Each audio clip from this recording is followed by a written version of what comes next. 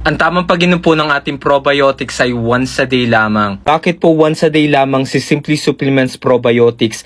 Unlike po sa ibang probiotics, na test po natin kung ilang bilyon per CFU or per ingredients po or good bacteria ang nilalaman nito per capsule. So in total po, 8 billion po yung CFU nito. Kung titingnan nyo po dito sa likod, per ingredients po, naka-indicate po kung ilang billion per good bacteria or CFU. Ito na po para po makita nyo po ng mas mabuti. Kaya nga po, from Daily Plus, nag-switch po ako sa probiotics si Simply Supplements. Bukod po sa di hamak na mas mababang presyo ni Simply Supplements, since kaka-release lang po nila, indicated po kung ilang CFU ang probiotics ni Simply Supplement. And pinakamahalaga din po, may inulin or prebiotics. Ang prebiotics po, siya po yung nagsisilbing pagkain ng ating mga probiotics or good bacteria para mas dumami pa po yun sa ating sikmura. Again, once a day lang po ang pag-take ng ating